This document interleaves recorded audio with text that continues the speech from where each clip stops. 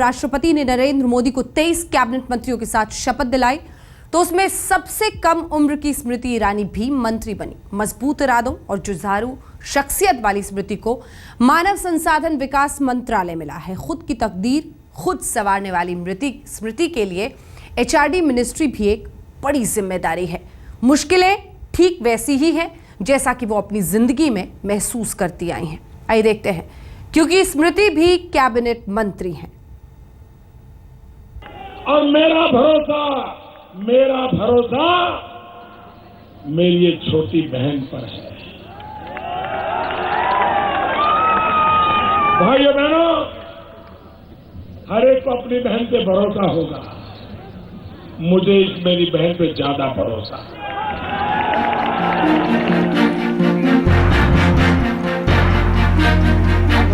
स्मृति ईरानी को गिफ्ट मिला है छोटी बहन होने का। स्मृति ईरानी को इनाम मिला है उनकी मेहनत और लगन का। स्मृति ईरानी को तोहफा मिला है उनकी समझ और बूझ का। पहाड़ जैसी मुश्किलों से टकराकर जिंदगी की जद्दोजहद से जीतकर स्मृति ईरानी ने नरेंद्र मोदी की कैबिनेट में अहम मकाम हासिल किया। उनको भारी भरकम और जिम्मेदारियों भरा मानव संसाधन विकास मंत्रालय मिला है। मैं स्मृति जुबिन ईरानी ईश्वर की शपथ लेती हूँ कि मैं विधि द्वारा स्थापित। नरेंद्र मोदी ने स्मृति ईरानी की शख्सियत, उनके जुझारूपन को परखा था और जमाने के सामने स्मृति को छोटी बहन का दर्जा दिया था। और जब बीजेपी की ऐतिहासिक जीत के बाद नरेंद्र मोदी की कैबिनेट का गठन हुआ, तो उस रिश्ते का मान नरेंद्र मोदी ने स्मृति ईरानी को एचआरडी मिनिस्ट्री देकर निभाया। आज मैं अपने आप को भाग्यशाली मानती हूँ कि भारत के प्रधानमंत्री श्री नरेंद्र मोदी जी ने और मेरे संगठन ने मुझ में इतनी क्षमता देखी कि मुझे इतनी बड़ी जिम्मेदारी उन्होंने दी। अब तक जो सार्वजनिक तौर पर शिक्षा के विभाग में स्पेंड होता था वो करीबन 3.8% होता था हमारे जीडीपी का। हम सबका प्रयास रहेगा कि 6% तक जीडीपी के हमारे शिक्षा के विषय में क्षेत्र में हमारा जो पब्लिक एक्सपेंडिचर है वो हो।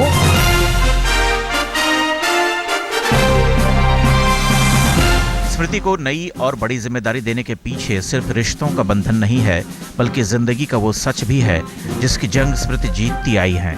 यकीनन नरेंद्र मोदी ने मानव संसाधन विकास मंत्रालय स्मृति को बेहद सोच समझकर दिया होगा, क्योंकि वो भी इस मंत्रालय की अहमियत जानते हैं। इस मंत्रालय के लिए कितनी मेहनत और लगन की जरूरत है ये भी जानते हैं। इसीलिए उन्होंने इस मंत्रालय की बागडोर अपनी कैबिनेट के सबसे युवा और जुझारू हाथों में सौंपी है। शिक्षा पद्धति में बदलाव लाएंगी स्मृति, मानव विकास की नींव और मजबूत करेंगी स्मृति। मैं आप सबके माध्यम से देश की जनता को आश्वस्त करना चाहती हूँ कि मुझ में जितनी क्षमता है उस क्षमता के आधार पर हमने जितने वादे किए उन्हें इन आगामी 5 वर्षों में मैं पूरा करूंगी। आप सबके जितने मुझे शुभकामनाओं का संदेश मिला है, सबका जितना आशीर्वाद मिला है, सबका जितना सहयोग मिला है, आप सबके माध्यम से मैं उन सब लोगों को आभार व्यक्त करना चाहती हूँ। हम आपको स्मृति ईरानी की जिंदगी का एक एक सच बताएं, उससे पहले ये भी बता देना चाहते हैं कि हिंदुस्तान के लोकतंत्र की सरकारों में ये ओहदा कई बार खुद प्रधानमंत्री ने रखा है या फिर बेहद जिम्मेदारी भरे हाथों में सौंपा है। वाजपेयी सरकार में मानव संसाधन विकास मंत्रालय का जिम्मा मुरली मनोहर जोशी ने उठाया।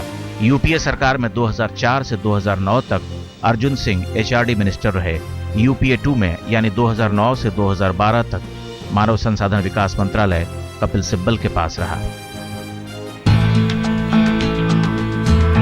जिस स्मृति ने 10वीं क्लास से अपने खर्च के लिए पैसे कमाने शुरू कर दिए थे, जिस स्मृति ने अपनी तकदीर खुद की तदबीर से बदली, जिस स्मृति ने मैकडॉनल्ड्स में काम किया, 3 महीने खाना परोसा, फर्श भी साफ किया, वो उसकी कामयाबी की जिद और जुझारूपन की मिसाल देने के लिए काफी है। मैं अपने आप को काफी गौरवान्वित मानती हूँ कि मुझे आज एक ऐसी जगह पर काम करने का मौका मिला जहाँ पर मुरली मनोहर जोशी जी जैसे हमारे वरिष्ठ नेता ने देश को सेवा दी है। मेरे लिए ये कुर्सी सत्ता की कुर्सी नहीं बल्कि सेवा का एक माध्यम है। स्मृति ईरानी के बारे में कहा जाता है कि एक बार ज्योतिषी ने उनके पिता से कहा कि उनकी 2 बेटियां तो ठीक हैं, लेकिन तीसरी बेटी का कुछ नहीं हो सकता। उस वक्त स्मृति ने ज्योतिषी से यही कहा था कि आप जाइए, मैं भी यही हूँ और आप भी। और आज स्मृति ने मेहनत से ये मुकाम हासिल किया है। स्मृति के लिए ये चुनौती भी है और उपलब्धि भी। आज तक ब्यूरो। काश की पढ़ाई लिखाई पैमाना होता बेहतर नेतृत्व और अच्छे काम का, क्योंकि यूपीए के 10 वर्षों ने जिस तरह से जनता को मायूस किया है, जवाब जनता ने दिया है। बहरहाल जिंदगी से जूझकर स्मृति को शोहरत मिली, सियासी सीढ़ी चढ़ने का फैसला कर लिया फिर। लेकिन स्मृति ईरानी के लिए हर घड़ी जैसे इम्तिहान की घड़ी बनकर आई है। भाजपाई परिवार से ताल्लुक रखने वाली स्मृति 2003 में बीजेपी से जुड़ी। राजनीति का ज्वार भाटा स्मृति ने खूब देखा है, लेकिन मंजिल तक भी स्मृति को सियासत ने ही पहुंचाया।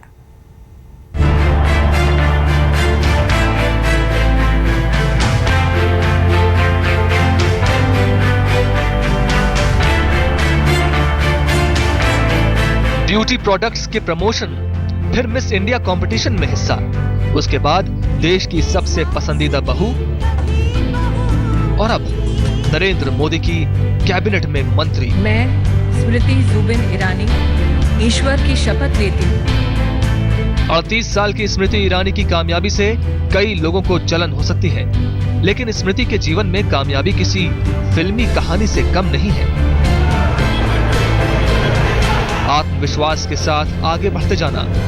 स्मृति ईरानी का सियासी सफर 2003 में बीजेपी से जुड़ने के साथ शुरू होता है। यार कि दिल्ली में अब की बार मोदी सरकार।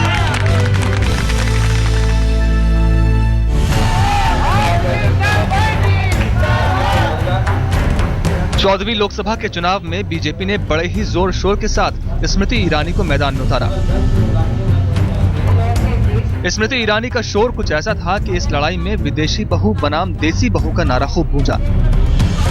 स्मृति ईरानी ने दिल्ली के चांदनी चौक सीट से कपिल सिब्बल के खिलाफ चुनाव लड़ा, लेकिन हार का सामना करना पड़ा। चुनाव में जीत तो नहीं मिली, लेकिन स्मृति आगे बढ़ती रही। प्रखर वक्ता होने के कारण वो टीवी पर पार्टी का चेहरा बनने में कामयाब रही और अपनी बेबाकी से सबकी फेवरेट बनी रही। जीवन में कभी नहीं सोचा था कि देश को समर्पित करने का एक मौका आएगा अपने जीवन को, और मैं आज आभार व्यक्त करती हूँ भारत के प्रधानमंत्री नरेंद्र मोदी के प्रति और मेरे संगठन और हमारे राष्ट्रीय अध्यक्ष राजनाथ सिंह जी के प्रति कि मुझे ये मौका दिया, ये दायित्व दिया। स्मृति ईरानी बीजेपी से अपना वैचारिक रिश्ता बताती है। उनका परिवार 3 पीढ़ियों से भाजपाई है। दादा स्वयं सेवक थे और माँ बीजेपी की कार्यकर्ता। स्मृति ने खुद के लिए सियासत की थोड़ी सी जमीन, थोड़ा सा आसमान बनाया। बीजेपी के राष्ट्रीय सचिव के बाद 2010 में स्मृति ऑल इंडिया महिला मोर्चा की अध्यक्ष भी बनी और फिलहाल पार्टी की उपाध्यक्ष भी हैं और अब मानव संसाधन विकास मंत्री भी। 2002 में हुए गुजरात दंगों के बाद स्मृति ईरानी मोदी के विरोध में उतर आई थी। वो कहती हैं कि जब वो गुजरात के लोगों से मिली तो नरेंद्र मोदी के बारे में उनकी राय बदली और वहीं से जो नाता शुरू हुआ वो बदस्तूर जारी है। 2004 में मेरा क्या बयान था वो मुझे याद है। आपने इसमें जो मसाला लाकर प्रस्तुत है वो एग्जैक्टली वो बयान नहीं था। दूसरा, 2004 में मैंने स्वयं आकर जनता के सामने ये भी कहा कि मेरी सोच में जो बदलाव हुआ है उसका एकमात्र कारण ये है कि मैंने मीडिया में कई रिपोर्ट्स पढ़ी, कई रिपोर्ट सुनी और उनके आधार पर मैंने अंदाज लगाया।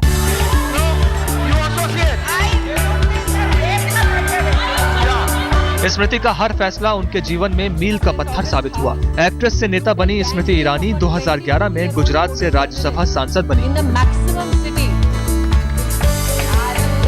और 2014 के चुनाव में राहुल गांधी को टक्कर देने के लिए चुनावी मैदान में उतरी। जब मोदी अमेठी में स्मृति ईरानी के लिए रैली करने गए तो मंच से उन्हें अपनी बहन बताया। और मेरा भरोसा मेरी ये छोटी बहन पर है। भाइयों बहनों, हर एक को अपनी बहन पे भरोसा होगा। मुझे इस मेरी बहन पे ज्यादा भरोसा है।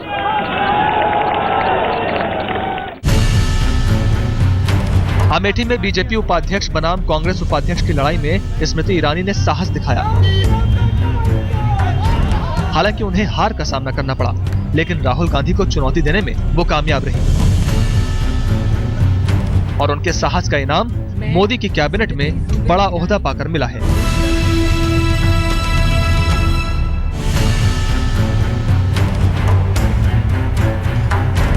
वक्त भी अजीब संयोग दिखाता है। स्मृति को वही मानव संसाधन विकास मंत्रालय मिला जिस पर पिछली सरकार में कपिल सिब्बल काबिज थे। वो कपिल सिब्बल जिनसे वो 2004 के चुनाव में हारी थी। जहाँ तक परिश्रम की बात है तो मुझे लगता है वहाँ पर तो कोई कोताही होएगी नहीं, लेकिन इतना ज़रूर आश्वस्त करना चाहती हूँ कि जितना विश्वास लोगों ने मुझ में और विशेषतः मेरे संगठन में दिखाया है, उस विश्वास पर हम खरे उतरेंगे।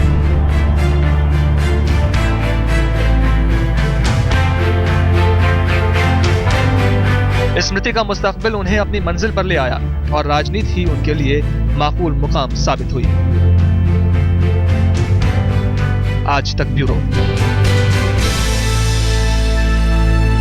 अडिग फैसलों से आगे बढ़ना स्मृति ईरानी की फितरत में है। अपनी हसरतों को पूरा करने के लिए स्मृति ने ब्यूटी प्रोडक्ट्स की मार्केटिंग से लेकर मैकडॉनल्ड्स तक में काम किया और अपने इरादों को झुकने नहीं दिया।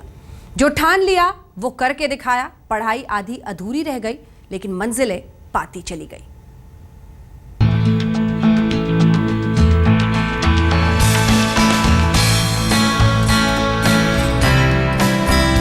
हौसले और हिम्मत के साथ आगे बढ़ते जाना, फिर दुनिया भी आपके कदमों में होगी। स्मृति ने यही सीखा है। ईश्वर की शपथ लेती हूँ कि मैं विधि द्वारा स्थापित भारत के संविधान। कंजर्वेटिव पंजाबी बंगाली परिवार की 3 बेटियों में से स्मृति एक है और स्मृति ने कई मिथकों को तोड़ते हुए ग्लैमर वर्ल्ड में किस्मत आजमाने का फैसला किया।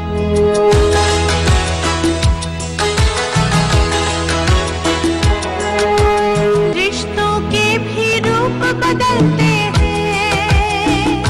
10वीं क्लास से खुद का खर्च संभालने वाली स्मृति के बारे में कहा जाता है कि वो सिर्फ 12वीं तक ही पढ़ाई कर पाई और अब उन्हें शिक्षा मंत्रालय की जिम्मेदारी मिली है।